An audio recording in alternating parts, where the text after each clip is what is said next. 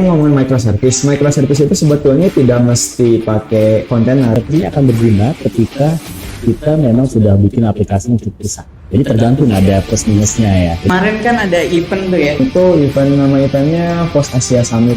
Semua kontributor open source kumpul di situ. Kalau kita sambungin ke microservice, harus ada settingan lagi atau harus ada technicality lagi nggak sih? Jadi kita tinggal duduk manis, dia nambah sendiri. Kalau nambah sendiri nanti makin mahal loh. Oke, selamat datang di Gids Podcast Gids yang membahas tentang teknologi tentunya, bisnis, dan dari teknologi pun kita akan banyak banget bahas seputar yang lebih detail seperti AI ataupun bahkan arsitektur, software development, Android, iOS, bahkan ke hybrid seperti Flutter. Dan tentunya masih sama aku, Seki, sama seperti episode sebelumnya, dan kali ini kita akan bahas tentang microservice dan AI tentunya. Di sini saya bersama narasumber yang keren banget nih. Gimana, akang-akang? Puasanya lancar? Itu basa-basi banget ya. Iya dong. Mungkin perkenalin dulu deh, siapa aja nih? Baik, oke, halo semuanya. Salam kenal, mungkin saya belum pernah di depan layar ya. Jadi saya Ragil Setianjaya, biasa dipanggilnya Ragil, DevOps Engineer di Gids. Ya, saya juga biasa implementasi microservice gitu ya di Gids dan belajar sedikit tentang AI ya. Oke, menarik nih. Mas yang ini kayaknya paling terkenal ya. Iya, kita nggak ada apa-apanya. Developer. Iya, nama saya Ibnu ya, Ibun sebagai Google Developer Expert di Cloud dan juga di AI, sekaligus juga pendiri dari Gids ya. Akhirnya kita pertemukan salah satu founder dari Gids nih, dan karena temanya juga langsung spesifik gitu ya ke AI dan microservice, berarti kayaknya agak teknis banget ya hari ini ya. Oh, harus ya. Iya, mau gak mau ini harus teknis sih. Oke. Tapi sebelum ke teknis, kita pemanasan dulu. Mungkin apa ya? Kemarin kan ada event tuh ya. Jadi kita coba biar nggak terlalu teknis dulu. Ceritain dong kemarin waktu pas event tuh. Iya. Di mana, terus ada apa sih di sana, terus ngapain nih kayaknya nih. Review. Ya mungkin saya kasih tahu dulu, kemarin itu nama eventnya Post Asia Summit.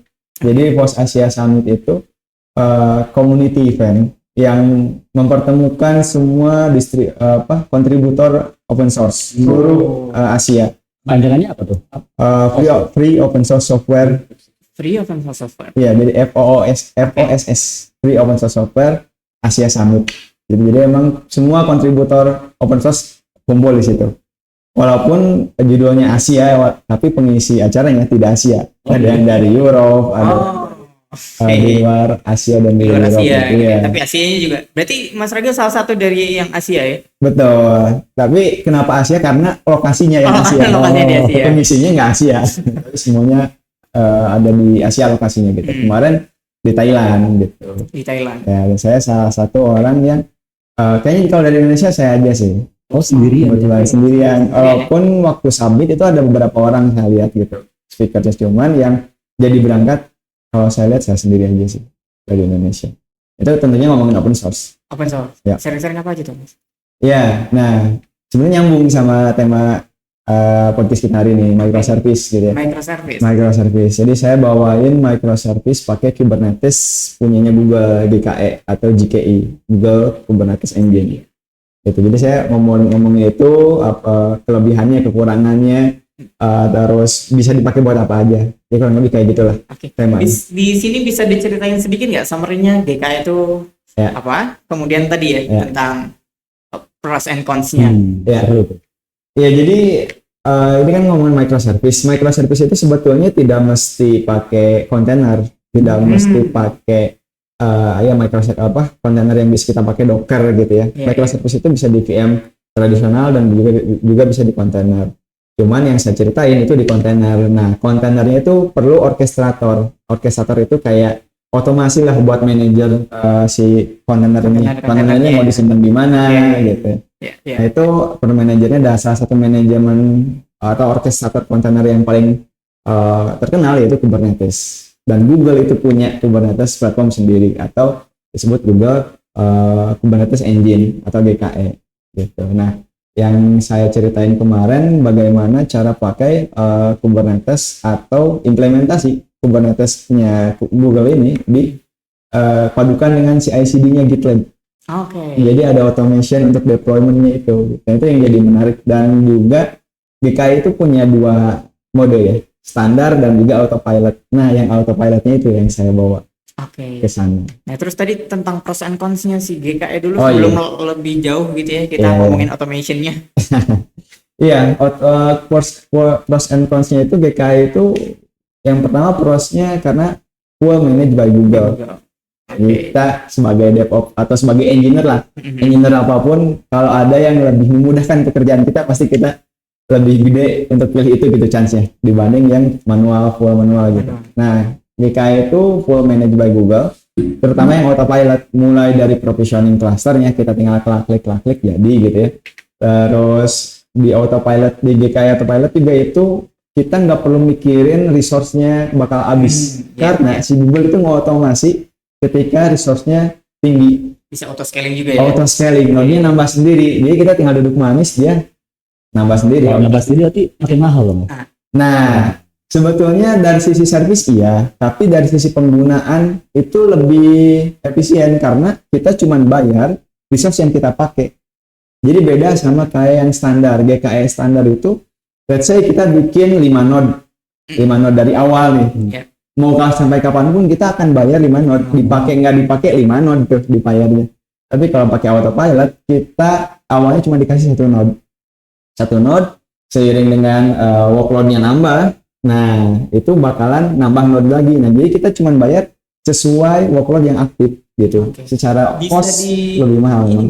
Bisa di limit nggak sih sebenarnya? Nah itu. Ada settingannya nggak? Kita bisa limit biar nanti kan mungkin kalau saya akan set costnya segini deh maksimal gitu. Ya betul. Dan jadi kalau dari sisi cost kita bisa set alert ya sebetulnya.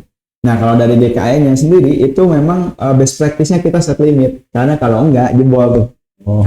Biayanya pasti bakal naik terus selama aplikasinya dipakai. Jadi workload-nya naik, dia node-nya bakal nambah terus. Nah, makanya best practice-nya kita bisa set limit maksimal POD-nya atau kontainernya mau berapa. Gitu. Jadi bisa dilimit di situ, ada limitasinya dan harus dilimit. Ada kemampuan lah ya, maunya berapa nih. Iya, kecuali memang kita billingnya banyak gitu ya. Kreditnya nggak terbatas ya, itu terserah sih. Iya. Itu sih keunggulannya di situ. Ya cons-nya tadi lebih mahal memang secara service gitu. Secara service lebih mahal, tapi mahal itu bisa di kepuasan ya. Customer dan juga tadi ya sebenarnya bisa dilimit juga gitu. Betul. Tadi. Automation gitu ya. Tadi Mas Ragil sempat sebut tentang automation kayak CI/CD gitu ya. Ideation-nya adalah automation. Ya. Teknisnya gimana, Mas?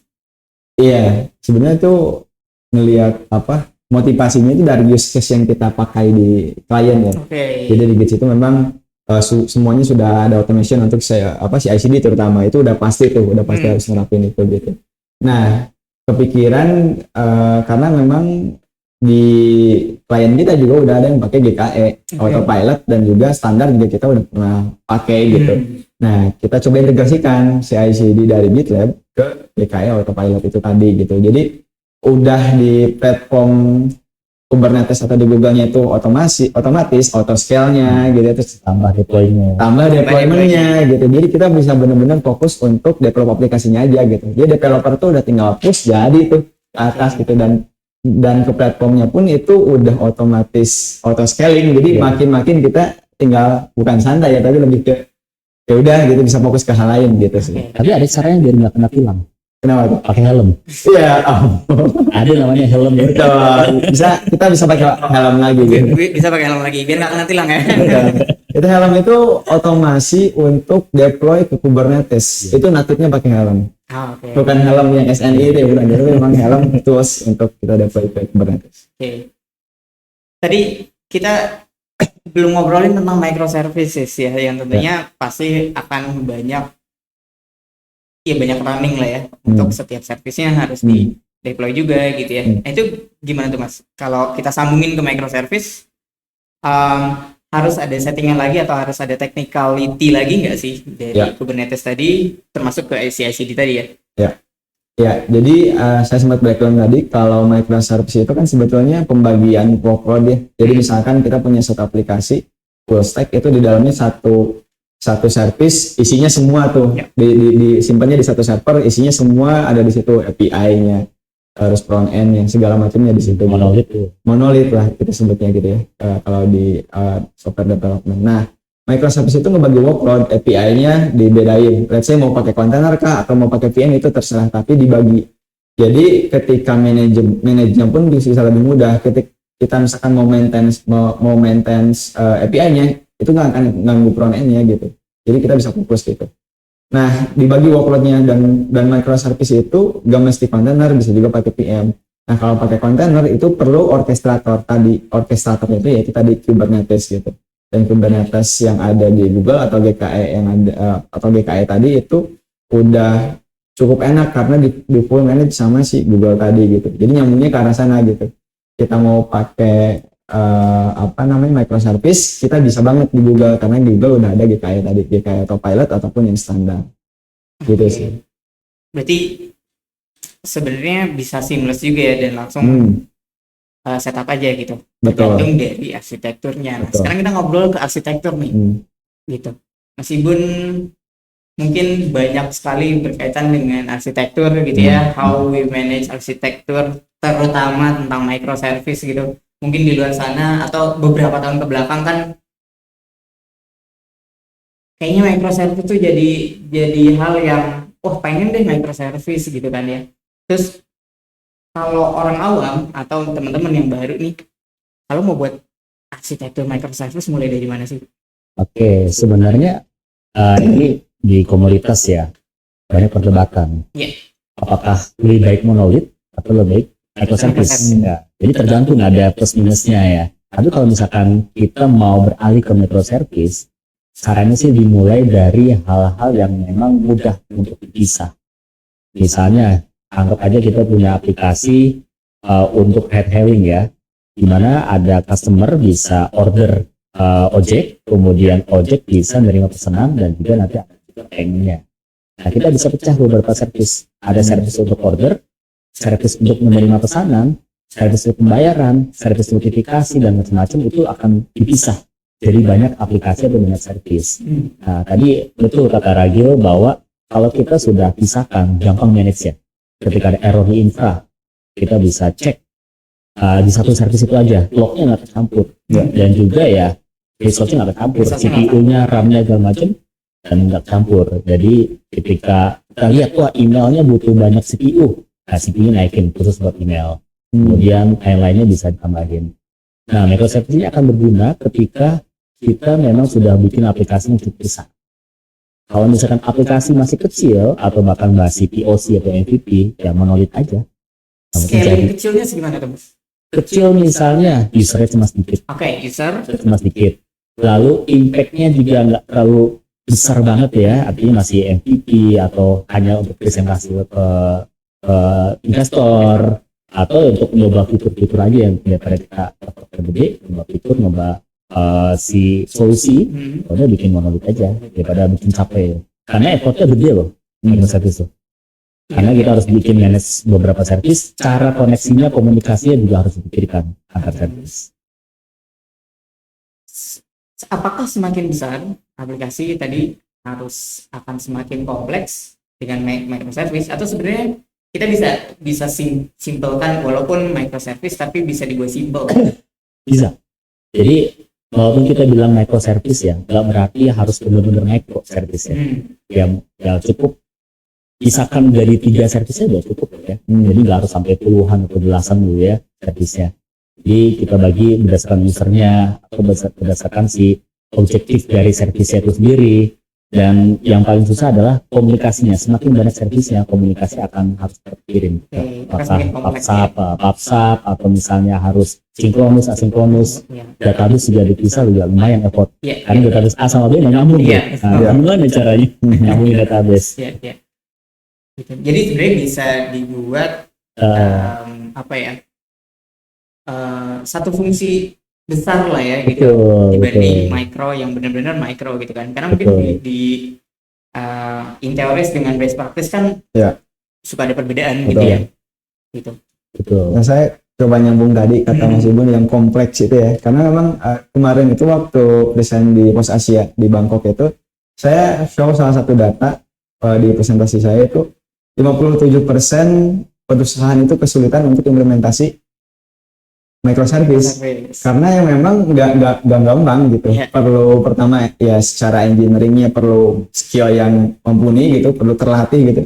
Yang kedua memang akan lebih kompleks untuk manajernya kalau kita nggak bisa menggunakan si toolsnya tadi, yang salah satunya Kubernetes itu tadi gitu. Jadi memang itu data sekitar tahun 2023, jadi memang kayaknya masih valid gitu. Untuk implementasi microservice itu masih kompleks ya? Iya, cukup kompleks. Jadi tadi 57 itu yang kesulitan. Oke, berarti lebih banyak yang kesulitannya. Betul, dibanding yang gampangnya, iya. Yang gampang. Biasanya orang udah nyemplung microservice pas tengah jalan, wah menyesal. Iya, bisa jadi. Ujungnya balik lagi ya udah on-premise aja gitu ya. Tapi nggak juga pro-nya kan, jadi banyak keuntungan juga. Ketika memang kita udah arsiteknya betul, kan ada AI juga ya. Sebenarnya kita bisa minta bantuan. Gimana tuh cara minta bantuannya, Mas? Macam-macam ya. Pertama, kalau kita bicara arsitektur ya, pasti erat kaitannya dengan diagram. Ya, gimana cara kita mendesain servisnya, koneksinya dan segala macam. Dan kita sebenarnya bisa minta bantuan AI buat membuat diagram ya, arsitektur, gimana koneksi antar servis dan sebagainya. Misalnya kita mau bentuk diagram bentuk Mermaid. Nah, Mermaid itu juga ada ya, bentuk diagram kita bisa. Tolong generatkan microservice untuk sistem ini, modulnya apa aja, nanti dia akan buatkan database bisa, buatkan diagramnya bisa, dan juga buatkan modul-modulnya, bahkan case juga ada ya. Berarti pakai ChatGPT juga sebenarnya udah bisa ya, nggak harus AI tools yang spesifik gitu buat arsitektur gitu ya. Betul, karena yang paling sulit sebenarnya di tahap awal karena microservice adalah gimana caranya kita memisahkan modul-modulnya. Jadi sebenarnya idenya tetap driven by person ya. Betul. Jadi makanya kalau kita ada di posisi sebagai arsitektur cloud atau backend engineer atau database engineer atau database arsitektur, itu tetap kita sebagai arsitek dan minta bantuan AI untuk memberikan ide suggestion. Tetap kita sebagai decision maker. Jadi akan sulit juga digantikan sebenarnya database arsitektur, sistem engineer dan macam itu benar-benar jadi arsitek. Benar-benar jadi arsitek, idenya, kita decisionnya ya. Karena butuh kreativitas, sama kayak art ya. Nah, ini supaya costnya murah, supaya komunikasi gampang, supaya tim nanti ke depan maintainnya gampang, kita harus decide. Walaupun mungkin decisionnya nggak ideal untuk microservice, tapi at least kita tahu ke depannya kita mampunya seperti apa dari sisi timnya, komposisinya, atau kemampuan kita manage maintenance-nya, itu kan akan bisa tersirat di arsitekturnya itu. Dan itu kita sebagai seorang arsitek yang tahu kondisi di lapangannya. Jadi AI tadi salah satu tools buat, tadi kita udah bahas tentang visualisasi itu Mas ya, visualisasi untuk diagram arsitektur gitu. Kira-kira di mana lagi tuh Mas AI bisa kita manfaatin tadi misal untuk arsitektur atau tadi misal berkaitan dengan microservices gitu. Nah, kalau kita bicara microservice, membuat service, sebenarnya ke depannya service kecil ini bisa digantikan oleh AI. Jadi bukan menggantikan orang, menggantikan service. Iya. Jadi AI sekarang menggantikan service. Misalkan kita ada aplikasi fitur OCR. OCR mendeteksi gambar ya menjadi suatu teks. Kita bisa ganti codingan OCR ini menjadi agent. Dan dia terkoneksi dengan model AI, nanti agent itu akan outputnya berupa teks hasil inputan gambar. Jadi service itu adalah agent-agent kecil itu. Nah itu akan oke banget kalau misalnya AI sudah murah. Kalau misalnya juga sudah cepat. Apalagi kalau di on-prem spek yang lebih rendah gitu ya. Lama-lama pasti ke arah sana. Akan murah dan cepat. Tapi kalau untuk tadi multiple agent ya berarti ya, tetap butuh orchestrator atau seperti apa tuh nanti tadi ya, komunikasi antar agentnya seperti apa gitu? Butuh. Kita bisa bikin berbagai metode ya. Si orkestratornya apakah by rules, pakai codingan, atau ya AI sebagai supervisornya. Penentu nextnya mau kemana lagi nih. Itu bisa juga. Jadi yang menentukan nextnya dia pakai service mana. Oh, service A, service C sampai goalsnya tercapai.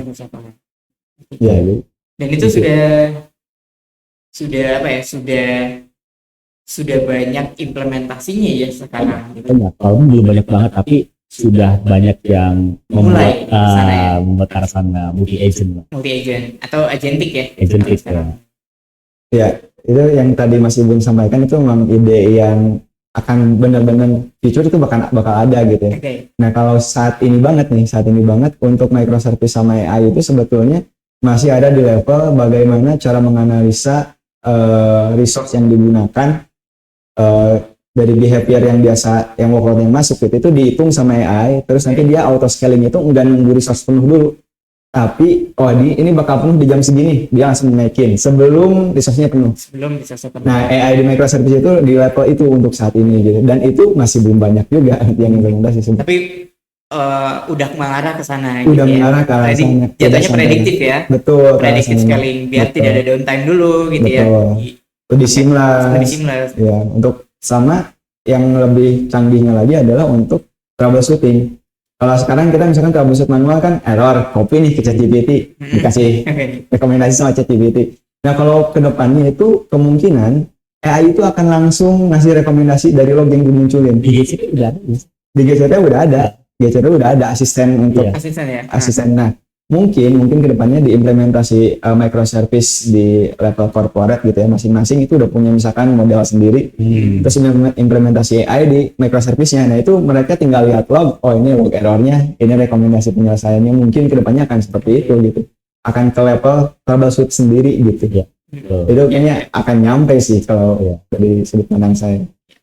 Bahkan sebenarnya buat membuat si PM, membuat SQL kita bisa menjerat Terraform ya.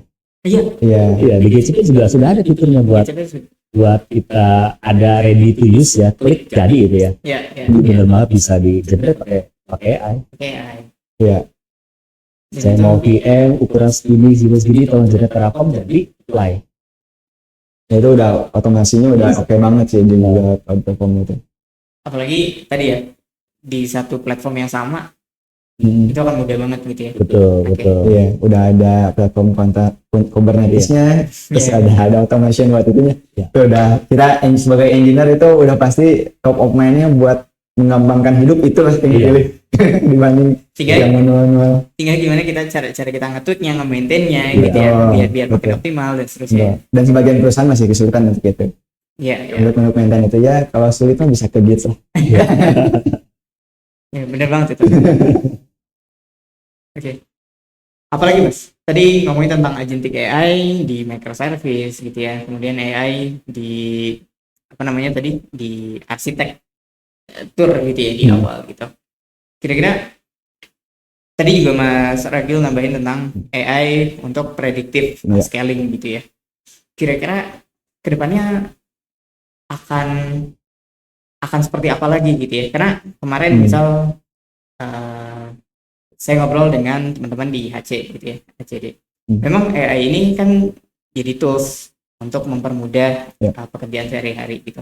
Walaupun sometimes memang masih ada error rate lah ya, kurang lebih. Kalau kita kan kalau sedikit sharing gitu ya, AI yang kita buat, kita harus tweak benar-benar sampai 80% akurasi, baru kita bisa publish, kurang lebih kan seperti itu. Tapi pertanyaannya,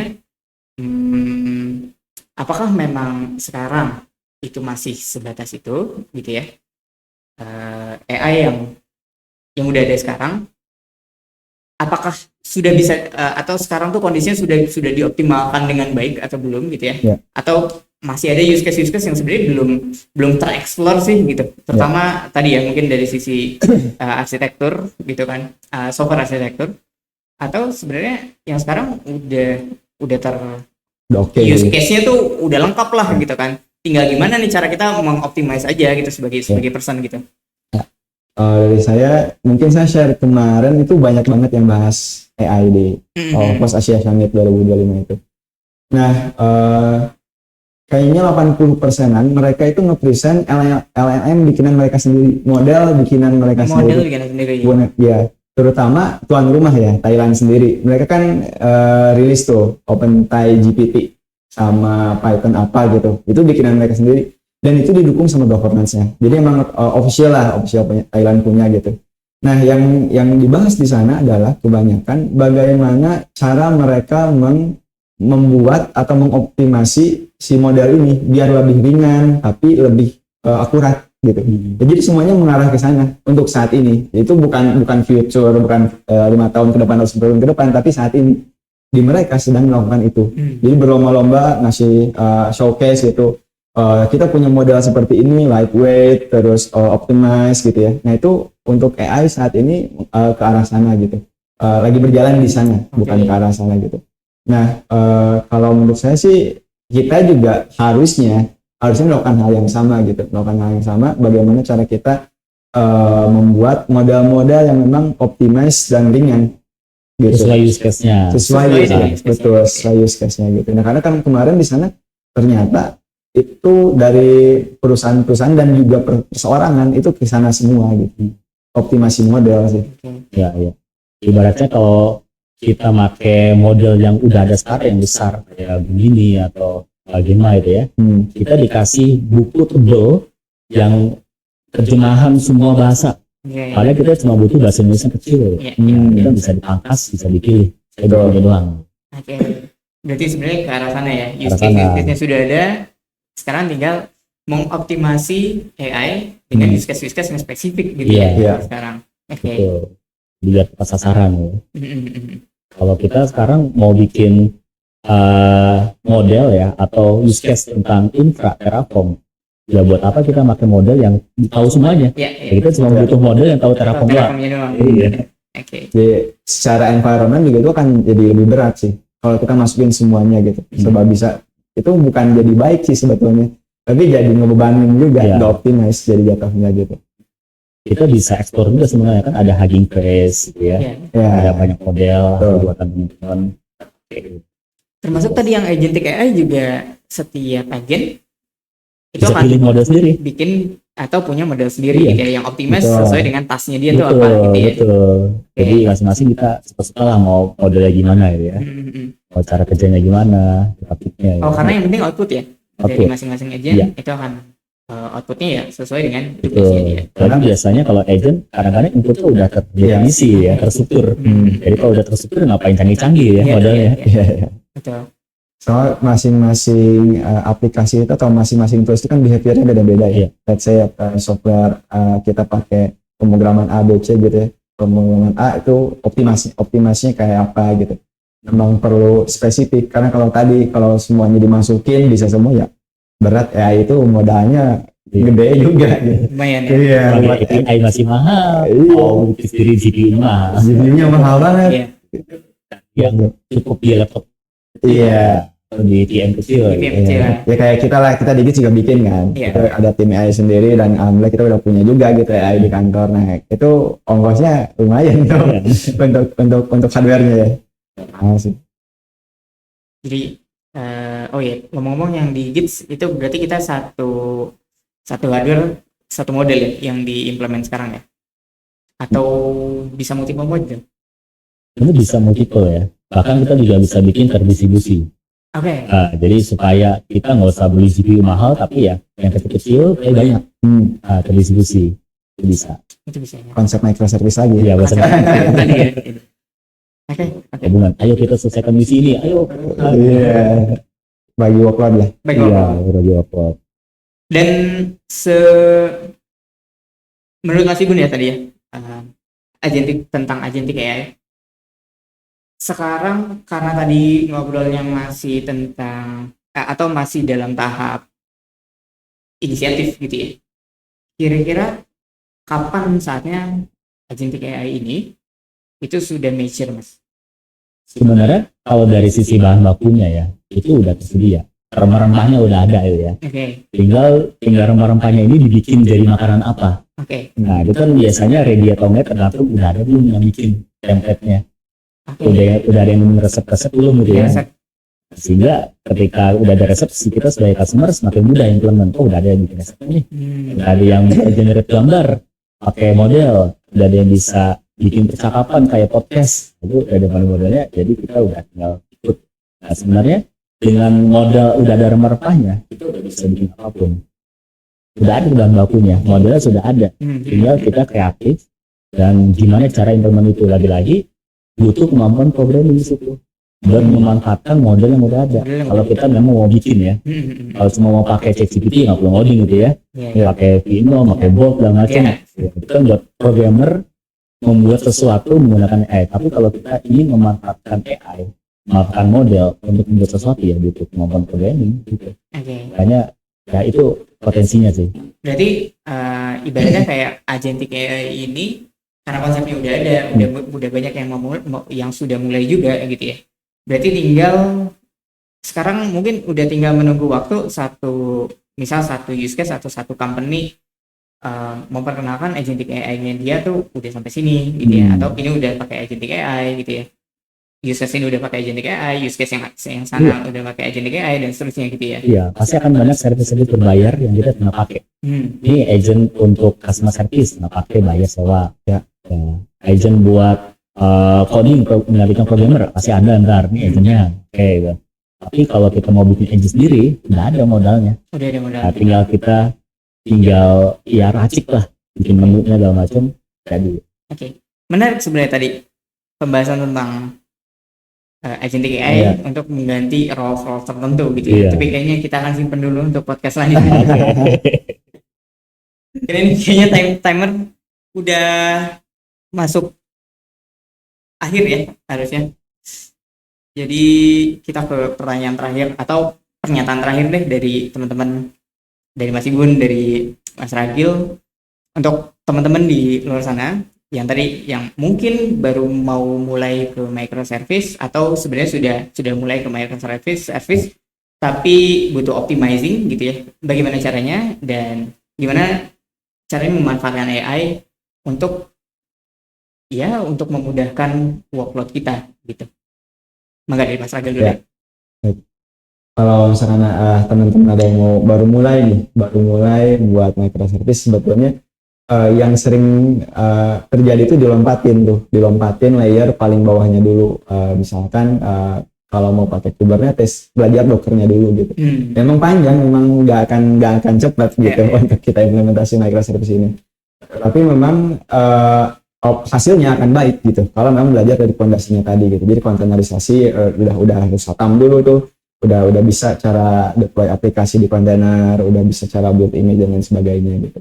Nah setelah itu baru ke microservice-nya. Nah microservice sekarang kan kalau mau pakai kontainer itu udah ada yang tinggal pakai. Nah salah satunya GKE tadi, apalagi autopilot tadi udah dimanaging sama Google, kita klik udah jadi klasternya, kita tinggal deploy gitu. Nah sebelum ke AI di GKE tadi atau di microservice tadi, coba tamatin dulu automation dulu gitu. Automation misalkan tadi kalau tema yang saya bawa ke Bangkok kemarin pakai GitLab, nah itu bisa dulu tuh. Jadi untuk memudahkan pekerjaan kita, tamatin dulu gimana caranya auto deployment atau CI/CD udah pakai GitLab ke platformnya tadi, GKE contohnya gitu. Nah itu bisa dipelajarin, dimatangin dulu. Setelah itu baru misalkan bisa lompat ke AI, nanti bisa integrasi, misalkan kita punya model untuk auto scalingnya contohnya tadi, terus untuk troubleshootingnya juga gitu, untuk ngecek behavior, workload dan sebagainya gitu. Jadi saran dari saya jangan lompat-lompat, udah langsung step by step dari basic dulu deh, kontainer dulu deh, tamatin gitu. Kalau itu udah hatam, kayaknya 57% perusahaan tadi akan reduce gitu, nggak bakal 57%. Kan belajar monolit dulu ya. Iya, kalau perlu belajar monolit dulu gitu. Di kontaineran tapi monolit gitu. Itu juga bisa kayak gitu. Kalau mau lompat, mendingan hubungin Git saja. Itu lebih aman dibanding sendiri. Inisiatif, katanya kayak gitu. Itu sih kalau menurut saya. Ya. Masih Bun. Oke, nyambung ya, jadi nggak ngulang ya. Kalau kita mau bicara AI dan mau coba bikin service yang memang belakangnya tuh ada AI-nya, modelnya. Misalnya service untuk membalas chatting di WhatsApp. Nah itu kan inputnya paling message ya, outputnya adalah message lagi. Itu gimana cara bikin service-nya? Nah coba deh manfaatkan kemampuan untuk mendeploy Docker, kemudian nanti ada Python, kita bisa gunakan LangChain, through AI dan macam-macam, dan kita coba deploy sebagai service. Service ini nanti outputnya adalah sebagai reply chatbot itu sendiri ya. Nah itu sesuatu yang memang harus dicari ya. Jarang kita temukan tutorialnya, tapi ada. Karena kebanyakan tutorial AI itu adalah gimana cara kita manggil API, tapi nggak belajar gimana cara deploy-nya. Nah itu ada tapi jarang. Kalau pakai AI di Jupyter Notebook ada ya, Google Colab ada, GitHub ada ya, tapi nggak belajar gimana kalau mau deploy jadi API. Jadi service sendiri yang bisa dipakai untuk agent. Itu belajar situ. Oke. Sip. Mungkin itu ya dari teman-teman. Kita sebenarnya masih banyak discussion habis dari sini. Mungkin kita nanti akan ada session lagi gitu ya setelah ini. Tapi semoga dari yang kita discuss kali ini itu bisa dapat insight kali ya teman-teman. Tentunya pasti akan dapat banyak insight, dan tentunya harapan kita adalah ya teman-teman tadi kalau mau tadi misal tentang microservice kita coba step by step dulu gitu ya. Kemudian tadi juga Mas Ibun menambahkan tentang deployment AI gitu kan, yang mungkin sekarang itu nggak banyak orang aware di sana. Itu bisa banget teman-teman kontak kita juga gitu ya, mungkin bisa di komen atau di sosial media kita yang lain untuk tanya lebih detail gitu ya dari pembahasan kita yang kita bahas sekarang. Jadi mungkin sekian dulu untuk episode kita kali ini. Bagi teman-teman yang ingin melihat lagi atau ingin tahu lagi tentang seputar teknologi terutama AI, jadi beberapa episode ke depan nih kita pasti akan bahas tentang AI gitu ya. Jangan lupa follow kita dan juga subscribe gitu ya di channel Gits ID, dan sampai ketemu di podcast lain. Bye.